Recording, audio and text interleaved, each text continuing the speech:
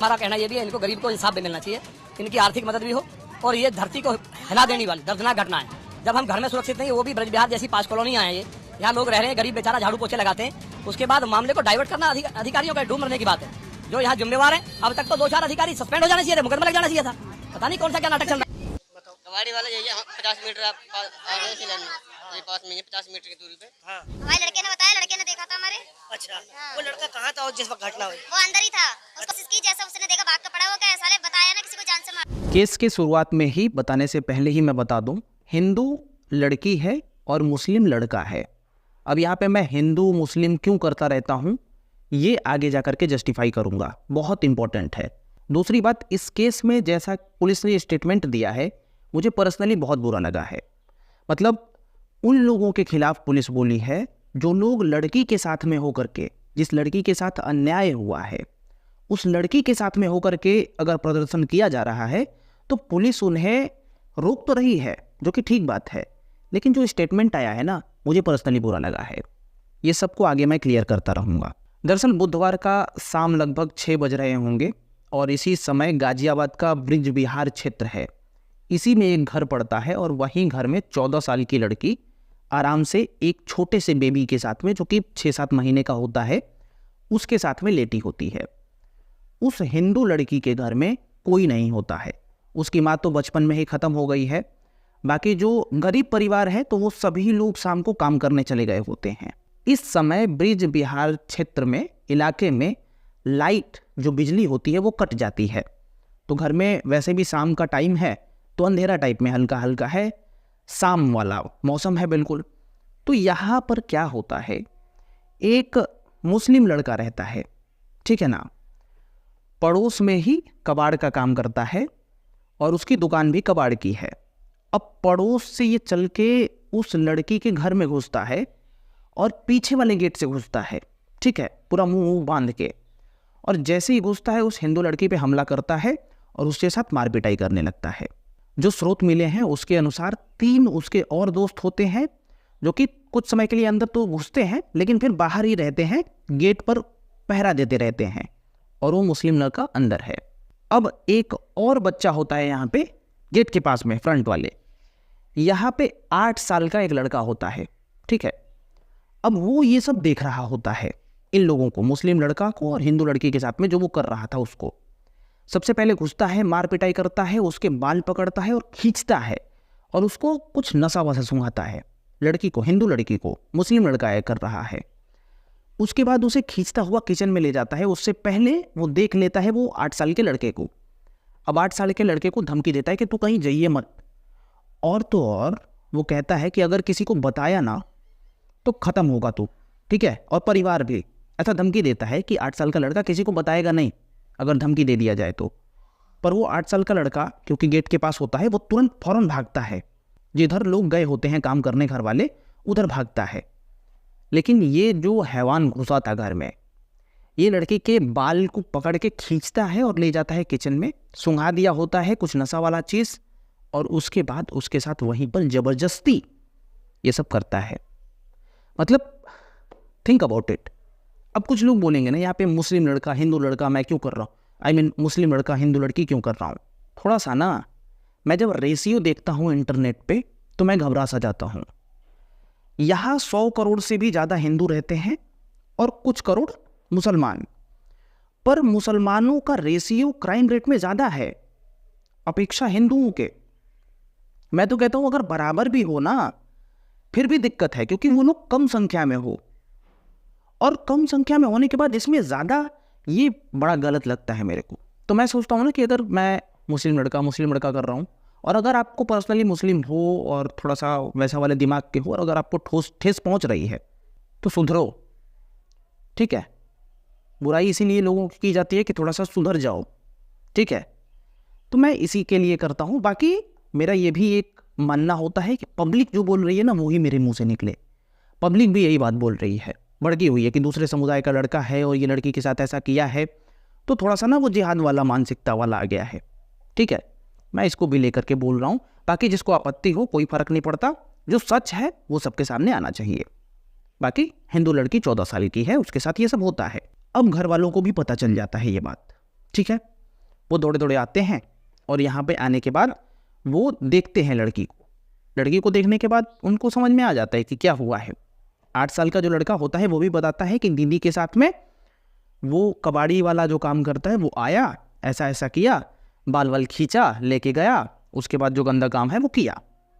और अभी तो ये 3 दोस्त कबाड़ी वाले के और वो कबाड़ी वाला, वो सभी लोग भाग गए होते हैं। उसके परिवार वाले लड़की के घर पे आते हैं, देखते हैं लड़की को, सब कुछ पता होता ही है, तो वो तुरंत पुलिस को फ़ोन मिला देते हैं। पुलिस को भी सब बताया जाता है कि ये हमारी लड़की के साथ में ऐसा हुआ है, मारपीट हुआ है, और पुलिस भी आ जाती है। अब यहाँ पे देखो लड़की की हालत ख़राब है क्योंकि उसके साथ ये सब हुआ है, पर समझ ही सकते हो आप। अब पुलिस आती है और वो तुरंत एक काम करती है कि फ़ौरन से उस लड़की को मेडिकल करने के लिए भेज देती है, जो कि एक बहुत बढ़िया बात है।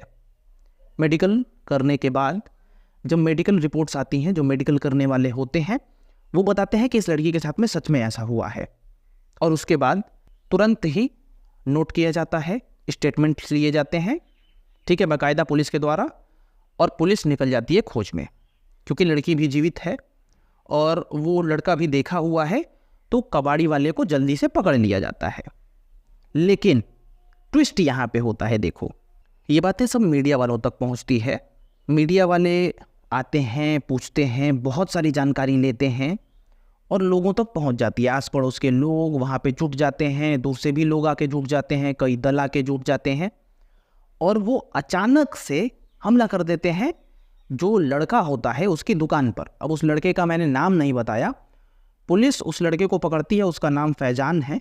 फैजान की गिरफ्तारी होती है, मीडिया तक बात पहुँचती है, लोग जुटते हैं और फैजान की जो कबाड़ी की दुकान होती है उसको तोड़ फोड़ के फेंक देते हैं। लोगों का ये भी कहना होता है कि जहाँ कबाड़ी की दुकान होती है अनैतिक तत्व आके बैठते रहते हैं इधर, तो इन्हीं वजहों से ये सब हुआ है, ठीक है। तो लोगों का सेंटिमेंट ये होता है। लोगों में एक और बात फैल गई होती है, एक तो कि ये मुस्लिम लड़का किया है, और दूसरी बात एक और फैल जाती है कि 3 लोग जो बाहर थे ना गेट के, 2 या 3 लोग, वो लोगों ने भी इस लड़की के साथ में ये किया है। अब भीड़ को जो ये मालूम चलती है बात ना, ये स्प्रेड जो होती है, भीड़ अब ज़्यादा आक्रोश में हो जाती है कि ऐसा बात है क्या, और उसके बाद भीड़ अच्छा खासा तोड़ फोड़ मचाती है उस एरिया में, ठीक है। अब भीड़ में आ गई बात, भीड़ ने जो करना था कर दिया। यहाँ पे आती है पुलिस के स्टेटमेंट की बात। अब पुलिस यहाँ पे क्या कह रही है कि हम उसको पकड़ेंगे जिसने मिस इन्फॉर्मेशन फैलाया है कि सभी लोगों ने मिलकर के साथ में ये सब किया है। गजब बात है पुलिस भाई, इतने सारे लोग हैं, अगर एक शब्द भी इधर उधर हो ना तो मिसलीडिंग अपने आप हो जाएगी। यहाँ पे सबसे पहले पब्लिक का कहना होता है कि जो 3 लोग बाहर हैं उन लोगों को तो पकड़ा नहीं आपने, एक अपराधी को पकड़ लिया है। और यहाँ पे पुलिस का स्टेटमेंट दे रही है कि देखो परिवार वालों ने क्या किया कि हमें बताया कि एक ही अपराधी था जिसको कि हम लोगों ने पकड़ लिया। परिवार वालों का कहना है कि जिस तरीके से हमें 8 साल का ये लड़का बताया कि और भी लोग गेट के बाहर थे, वैसा हम लोग बता रहे हैं। अब पुलिस अपने बचाव में है कि हमको एक कहा था, ठीक है अब हम पकड़ते हैं जी, हम लोग सीसीटीवी फुटेज चेक करेंगे, हम लोग जो फैजान पकड़ा गया है उससे पूछताछ करेंगे। करो आप लोग पूछताछ, लेकिन भीड़ के भी कुछ सेंटिमेंट होते हैं। मुझे पता है कि भीड़ को आक्रोशित होकर के ये सब नहीं करना चाहिए, ये सब गलत काम है, लेकिन सोचो ना कि भीड़ देख देख के पक गई है। कोलकाता केस हो जाता है, यहाँ मेरठ में केस हो जाता है, दुनिया भर के केस मैं बता सकता हूँ। तो इसको देख देख के भीड़ पक गई है, और ये छोटी सी बात नहीं है। आज इसकी लड़की के साथ हुआ, कल मेरी लड़की के साथ हो सकता है, जो वहाँ पे प्रोटेस्ट कर रहे हैं उनकी लड़की के साथ में हो सकता है। तो क्यों ना करें प्रोटेस्ट।